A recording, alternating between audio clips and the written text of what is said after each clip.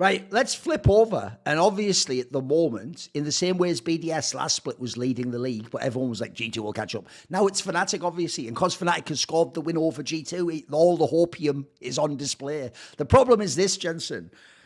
Not that much has changed to me. Like, first of all, I actually do think Fnatic, like I described in the Mad Lions, I think Fnatic fucked up that playoffs. Like, for me, they were supposed to, especially once the Adam scenario happened. That was like a ticket to the finals, boys. Like, they almost beat Mad Lions anyway. If they'd have won that series, they would have beaten BDS, in my opinion, gone to that. Look, they would have lost to G2, but they also maybe could have won one game and gave you some, false hope. Maybe like you get a great Razork carry game, or Humanoid gets one of those games where he decides he uses his hands and doesn't feed. Like, this team always should have been the contender to a G2 and at least a top 3 team.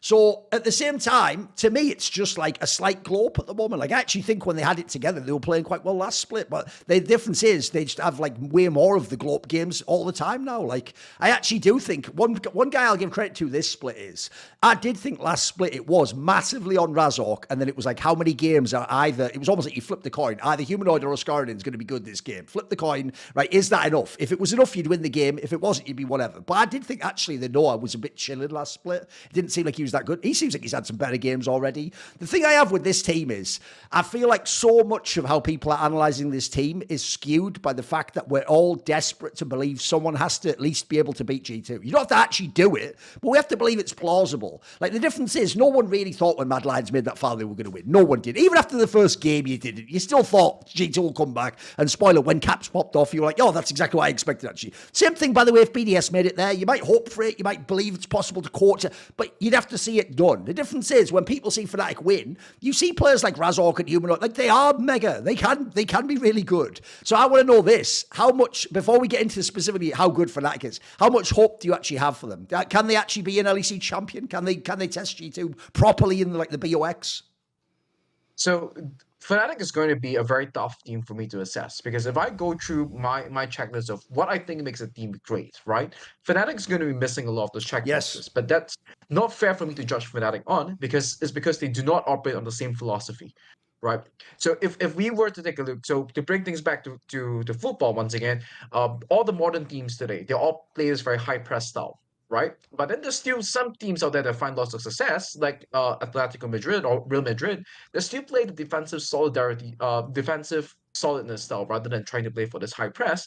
And Fnatic's a lot more towards that rather than this in this comparison, where I would say that most of the LEC is pivoting into playing this style of map control.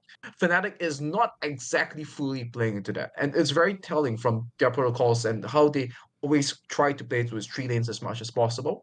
And we can see the consequence of that in their games as well. Is the reason why their games they tend to drag so long. And I think some of the Fnatic fans out there, they're saying they're getting heart attacks because they give smolder and then they let the games get so long despite having all these large leads early. But I would say that the direct football comparison is that this is very similar to Atletico Madrid, right? You know that this team is going to be scary, and then they call it the dark arts of football, because they play in this way that is not necessarily the most coherent tactically, but they'll be there and they'll be willing to scrap against you. And they'll be willing to take the fights and then take the skill checks against you. And you see them out team fight their way out of all these scenarios a lot of times. And that's how they got the win over G2, by outplaying Caps and Yike in the mid lane. 2v2, despite G2 already being in a winning position at that point of time, right? So they can see these scenarios and they are able to then individually play the expected outcome of the scenario and then find wins in that case. So it's very hard for me to want to count them out, even though if I were to look at my checklist of what makes this team good, right? They don't necessarily they take some of it. I have to say, linking up support and jungle is something that they had definitely have improved on over time as well. I think that Oh, for people are sure. probably Yes. watching the way that FPX is playing in the Yes. LPL and realize that, That's hold a good up, analogy. if we Yeah. have the support hold the jungler's hands at Yes. all times, you then increase the amount of times that you get lucky and then you're able to find these picks in the mid game as well, right? So they have definitely improved in that, but the ability to then connect Noah into these plays to then once again, right, the same mistakes that my Lions are making in terms of making sure that they have the numbers when they then go for these aggressive plays isn't necessarily there. But the difference between why Fnatic's on the top of the standings and why Mad Lions is not is that Fnatic wins those fights. Yeah, I will say, I actually do think that's a banger analogy. If people don't know, even though in the FPX LPL scenario, it is the Milky Way guy being a mega stud. I mean, the analogy is even good, even player for player. Like, I actually do think Razork, if you want to look at just mechanics, I think he's the best fucking jungler in the LEC, mate. He's really cracked out.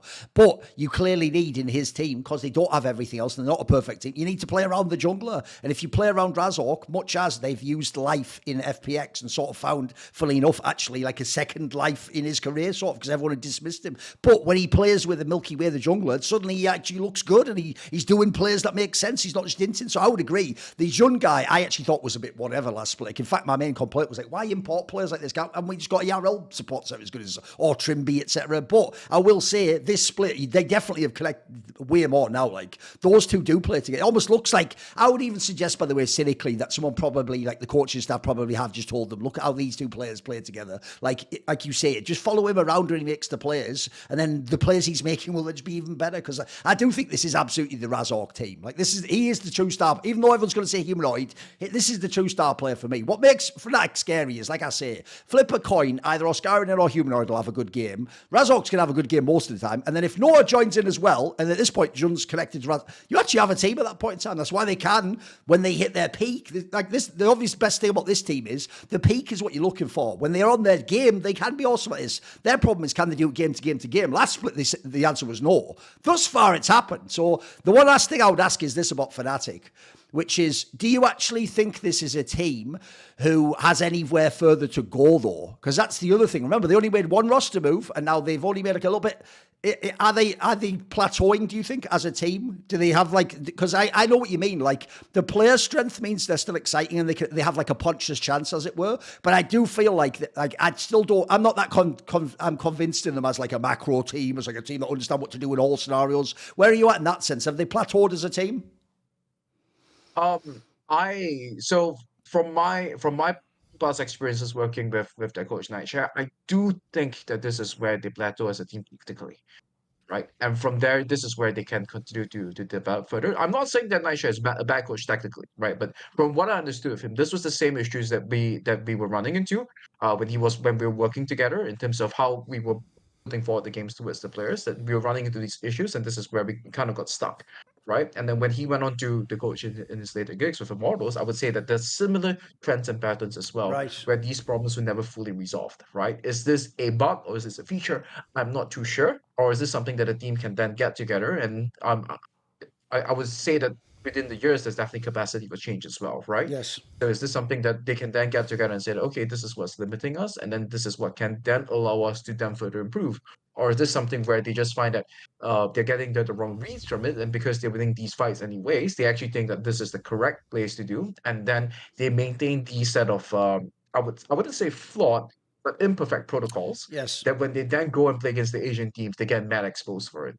Yes. I would even just say this. I'm not even flaming him. Like, look, I will say, if you are the Fnatic, just think of the history and the prestige of the org, you do want to be a contender. You want to win the championship. By the way, he's nailing that right now. That box is checked. He's actually, currently this split, he could have been last one. In this split, he's looking like he's going to track to potentially be a contender, maybe be in the final. The issue, like I say, is can they develop more? And by the way, in the sense, I do think that's also where fans think, they either think coaches do nothing or everything, because some of them really think every coach is a miracle worker. You can like try, like the job of Nightshare, by the way, guys, isn't teach everyone all these concepts. Like he might like coach them into them and show them how to do it. And day to day, he might say, here's the mistakes we're making. But the players have to meet him halfway too. He doesn't control their brain. At the end of the day, if it turns out some of these players have like flawed communication or understanding of certain concepts, it doesn't matter what he does. It might be impossible to get through to them. So I'm not hating when I say they're plateauing either, because obviously at the moment they're plateauing at the top of the league, which is pretty good in LEC. The problem is you have to always, I do think this is fair, whenever it's teams like G2 and Fnatic, you always have to keep your eye on what would happen if they went international. And the difference is,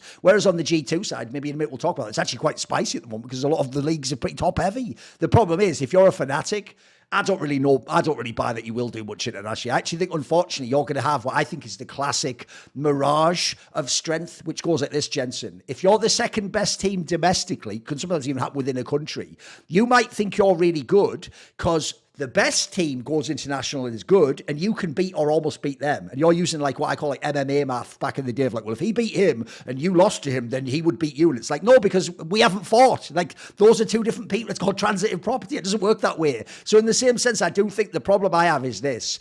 I think G2 looks so good, and then Fnatic's the only one that can match them, that people in their brain go, that means Fnatic's as good as G2. It's like, not internationally though. Unfortunately, that's where I think that falls apart. I think actually a lot of it is like familiarity, literally like all European players generally, etc. So I do think that one might be a bit of fool's gold, but we'll see on that one. See more cool, funny, interesting clips based on topics from my content? Well, subscribe to this channel then, or, you know, be a pleb and don't.